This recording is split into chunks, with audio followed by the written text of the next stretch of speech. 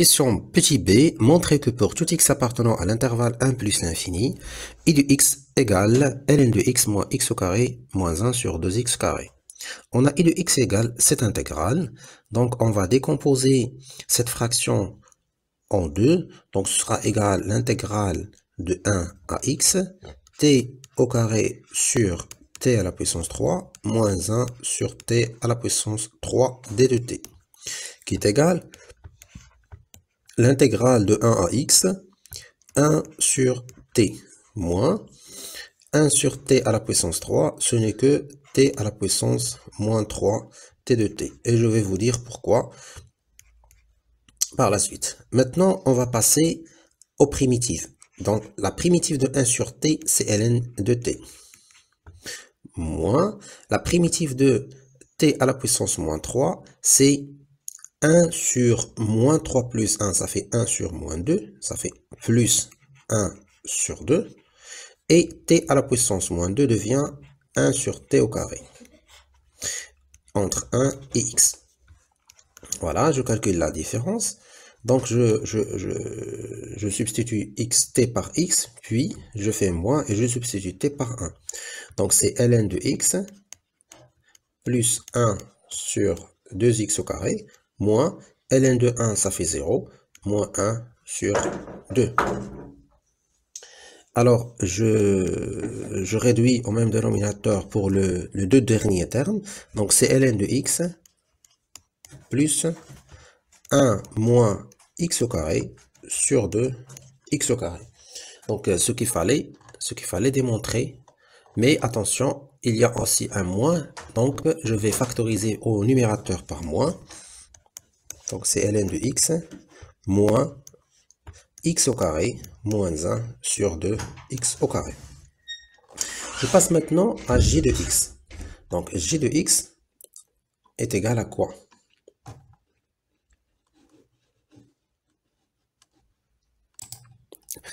J de x est égal à l'intégrale de 1 à x, t carré moins 1 sur t au carré dt. Donc, de la même manière, c'est l'intégrale de 1 à x, t au carré sur t au carré moins 1 sur t au carré d de t est égal à l'intégrale de 1 à x, 1 moins 1 sur t au carré d de t. On passe aux primitives. Primitive de 1, c'est t, et primitive de moins 1 sur t au carré, c'est plus 1 sur t, entre x et 1. Alors, je substitue, donc c'est x plus 1 sur x, moins 1, moins 1. Donc, ça fait, donc je réduis au même dénominateur, x plus 1 sur x moins 2. Donc, je réduis au même dénominateur qui est x. Donc, ça fait x au carré plus 1 moins 2x. Le numérateur est une identité remarquable. Donc, c'est x moins 1, le tout au carré, sur x. Et voilà le résultat de g de x. Question suivante. Montrons que quel que soit x appartenant à 1 plus l'infini, ouvert, f' de x égale à moins 2 sur x plus 1 au carré fois i de x sur g de x. Alors, on sait que f de x est égal, f de x est égal à ln de x divisé par x au carré moins 1. Donc, je vais essayer de dériver cette fonction. Donc, soit x appartenant à 1 plus l'infini ouvert.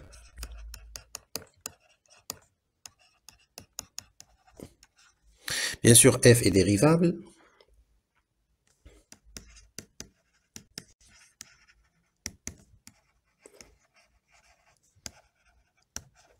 Sur 1 plus l'infini. Alors, f' de x est égal à la dérivée de ln de x sur x carré moins 1.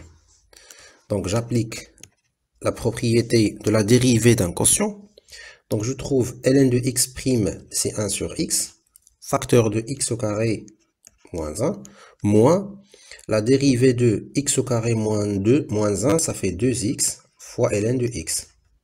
Le tout divisé par x au carré moins 1, le tout au carré. Alors, ça fait x moins 1 sur x, j'ai développé, moins 2x ln de x, le tout sur x carré moins 1, le tout au carré. Alors, je simplifie encore. Donc, je réduis au même dénominateur pour l'expression qui est en haut.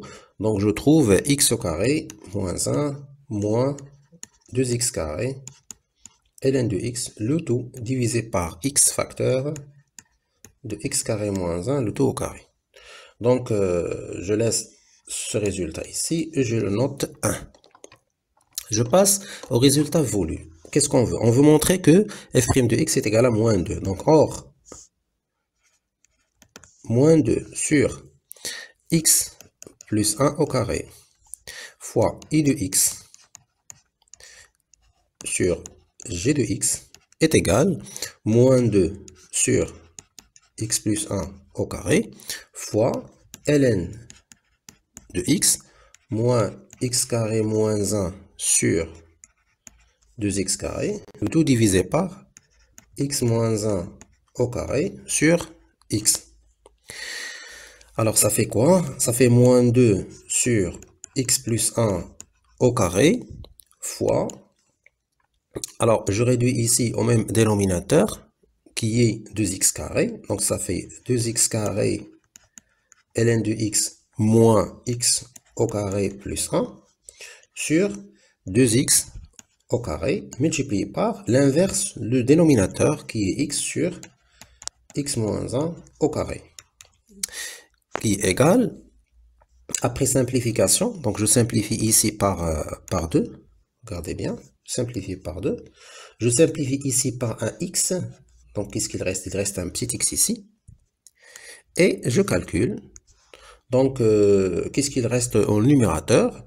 Donc, c'est l'opposé de cette expression. Ça veut dire moins 2 x carré, parce qu'ici, on a un moins x, 2x au carré ln de x, plus x au carré, moins 1, divisé par x au carré, pardon, il y a quelque chose ici qui ne va pas.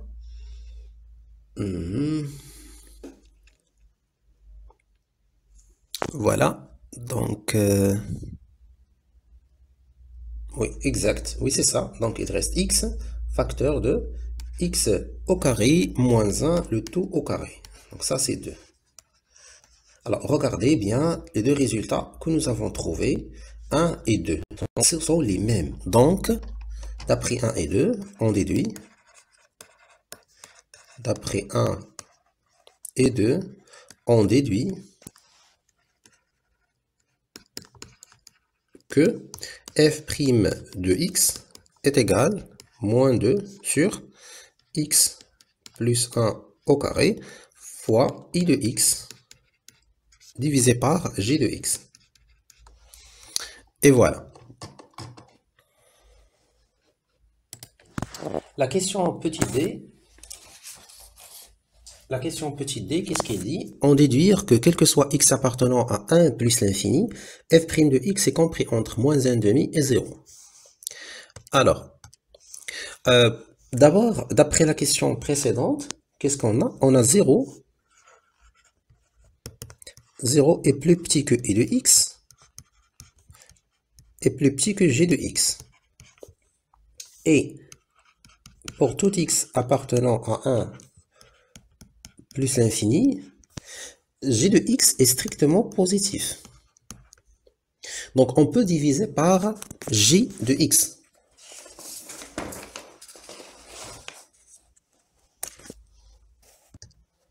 Quand on divise par g de x, on trouve quoi? D'où i de x divisé par g de x sera inférieur ou égal à 1 et supérieur ou égal à 0. Donc ça c'est 1, d'une part. Comme x appartient à l'intervalle 1 plus l'infini, alors x plus 1 est supérieur à 2. D'où x plus 1 au carré est supérieur à 4. Je passe à l'inverse. Donc l'inverse de 1 sur x plus 1 au carré, ça sera inférieur à 1 sur 4 et supérieur à 0. Donc je peux la noter 2. Donc ces deux encadrements, je peux les multiplier membre à membre. Donc en multipliant 1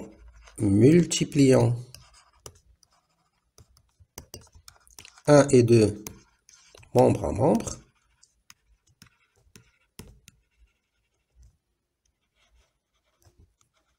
on trouve 1 sur x plus 1 carré fois i de x sur g de x, ça sera inférieur ou égal à quoi? Inférieur ou égal à 1 sur 4 et 0. Par la suite, je vais multiplier par moins 2. Donc la multiplication par moins 2 va changer l'ordre des inégalités. Donc, finalement, moins 2 fois 1 sur 4, ça donne moins 1 demi. Moins 2 sur x plus 1 au carré fois i de x sur g de x, qui est inférieur à 0. Et voilà, donc c'est ça le résultat final. Donc, quel que soit x appartient à l'intervalle 1 plus l'infini, f' de x, la dérivée de notre fonction, est compris entre moins 1 demi et 0. Ce qu'il fallait démontrer.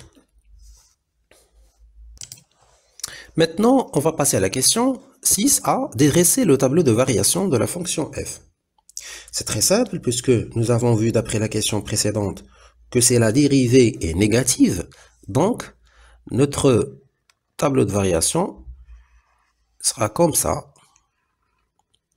Donc, toujours la première ligne est pour le domaine de définition. Défini sur 1 plus l'infini. F' de x, on a déjà vu que c'est négatif. Et f de x sera strictement décroissante. La limite en plus l'infini, c'est 0, d'après ce qui précède.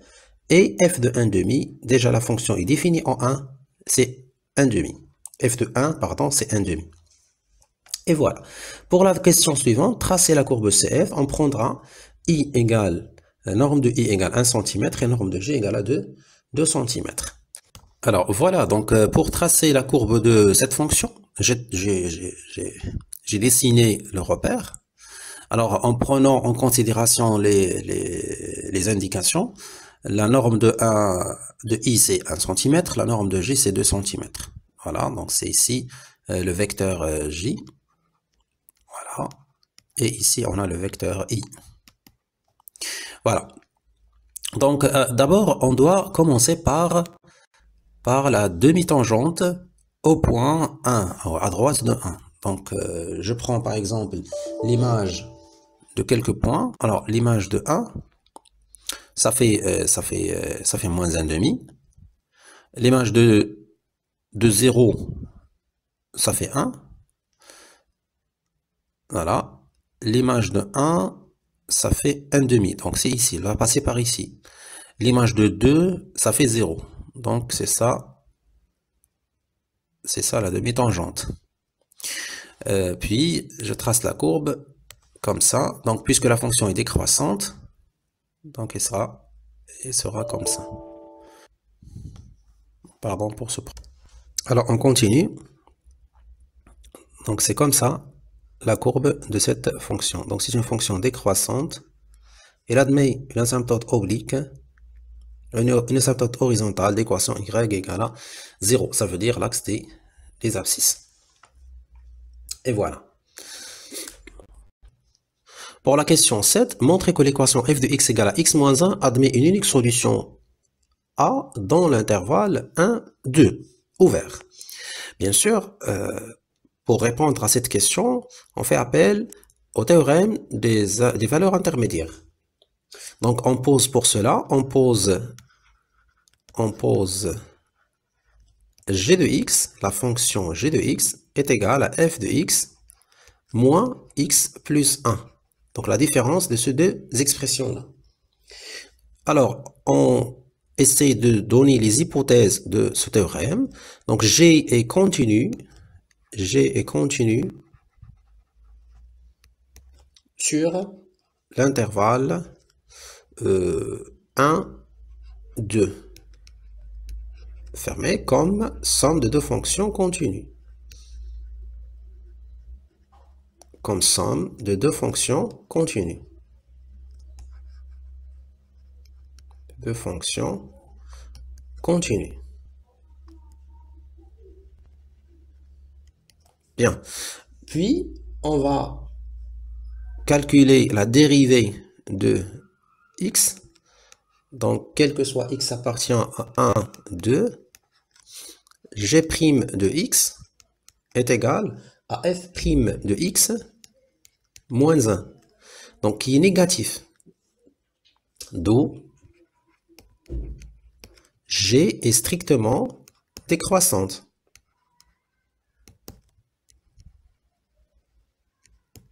G est strictement décroissante. Décroissante sur l'intervalle 1, 2. Ouvert. Maintenant, il nous reste l'image de l'intervalle. L'image de l'intervalle par la fonction g. Puisque la fonction est décroissante, on va calculer, l'intervalle est ouvert, on va calculer les limites, mais en inversant l'ordre. Donc, la limite de 2 moins sera calculée en premier lieu, et puis la limite quand x tend vers 1 plus de g de x. La première limite nous donne ln de 2 sur 3, moins 2 plus 1, et la deuxième sera égale à 1 demi. Donc, est égal ln de 2 sur 3 moins 1, 1 demi, et le 0, il appartient à cet intervalle. ln de 2 sur 3 moins 1, virgule 1 demi. Donc, on peut appliquer le corollaire du théorème des valeurs intermédiaires. Donc, l'équation, d'après le théorème des valeurs intermédiaires, l'équation f de x, c'est-à-dire g de x égale 0, entre deux guillemets f de x égale x moins 1, admet une unique solution,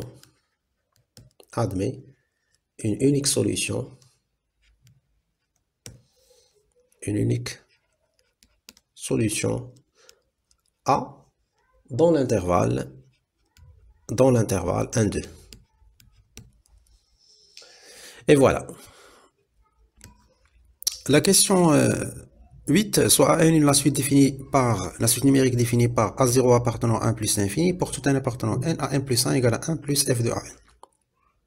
Montrer que quel que soit n appartenant à n, la valeur absolue de AN plus 1 moins A est inférieure à 1 demi la valeur absolue de AN moins A.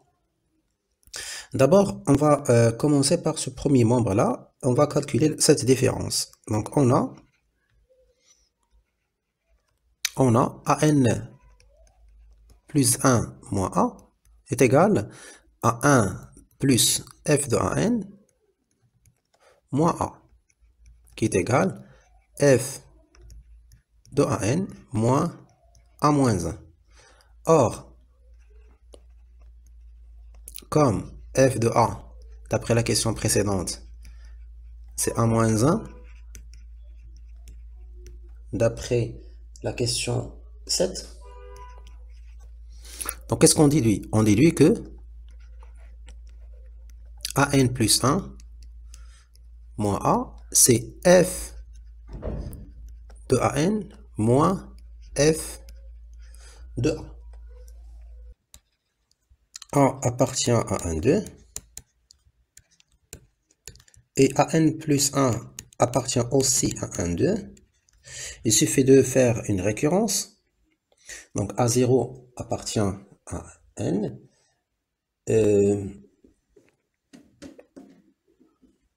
Donc par récurrence, on peut le montrer par récurrence. Alors, comme A appartient à 1, 2 et AN appartient aussi à 1, 2, on peut le montrer par récurrence. Alors, on peut appliquer le théorème des accroissements finis sur l'intervalle 1, 2. Donc, f est f est continu sur 1, 2 fermé et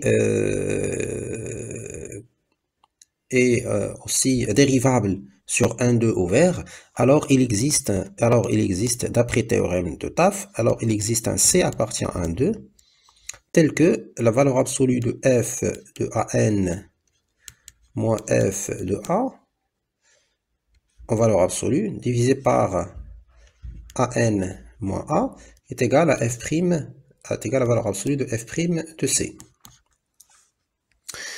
Voilà. Donc, f' de C, or f' de C, on a dit que c'est compris entre moins 1,5 et 0. Donc, ça implique que la valeur absolue de f' de C est inférieure ou égale à 1,5. Donc, la valeur absolue de f de AN moins f de A sur AN moins A est inférieur ou égal à 1,5. Donc en multipliant les deux membres par la valeur absolue de AN moins A, donc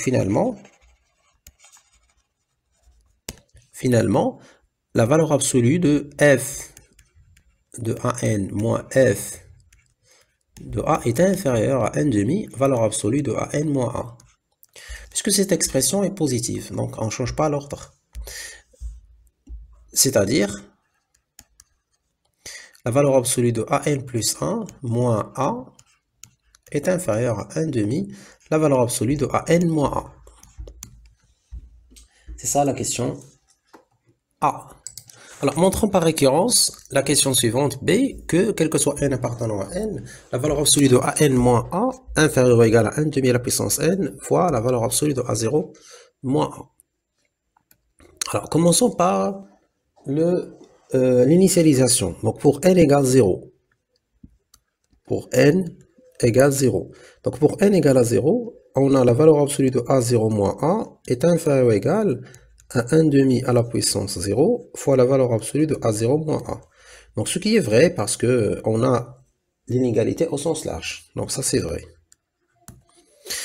On suppose maintenant, que la valeur absolue de AN moins A est inférieure à 1,5 à la puissance n fois la valeur absolue de A0 moins A pour n fixé appartenant à n et montrons que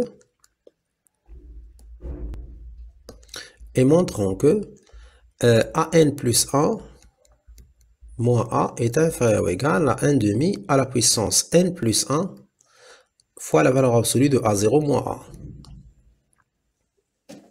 Bien, donc on commence par AN plus 1 moins A. Donc on a AN plus 1 moins A en valeur absolue est inférieur à 1,5 valeur absolue de AN moins A. D'après la question précédente, donc la question petit a. D'après A. Donc, puis, d'après l'hypothèse de récurrence, la valeur absolue de AN moins A est inférieure à 1 sur 2 à la puissance n fois la valeur absolue de A0 moins A. Ça, c'est égal à 1,5 à la puissance n plus 1 fois la valeur absolue de A0 moins A. Ce qui achève l'hérédité. Donc, on a montré Pn plus 1. Donc, conclusion, quel que soit n appartenant à n, la valeur absolue de AN moins A est inférieure à 1,5 à la puissance n A0 moins A en valeur absolue. On déduira maintenant que la suite AN est convergente. Donc, d'après la question petit d, donc c'est la dernière question du premier exercice, on a, puisque 1 sur 2 à la puissance n fois la valeur absolue de a0 moins a, ça tend vers 0, hein, quand n tend vers plus l'infini. Donc cette suite-là, je peux l'appeler une suite, par exemple, un. Donc est une suite convergente, car la limite de 1 sur n à la puissance n à 0 moins a, quand n tend vers plus l'infini, c'est 0. Alors, forcément, donc je peux l'appeler par exemple un. Alors, un est convergente. Alors, un est convergente. Donc, alors, la limite de la valeur absolue de an moins a est égale à aussi 0. Parce que c'est une quantité qui est positive. Alors, la valeur absolue quand n tend vers plus l'infini est égale à quoi? Égale à 0. C'est-à-dire, donc, la limite de un est égale, ou de an, pardon, la limite de an est égale à a. Quand n tend vers plus l'infini. Et voilà. On a montré que an est convergente. An, puisqu'il admet une limite finie. Alors an est convergente.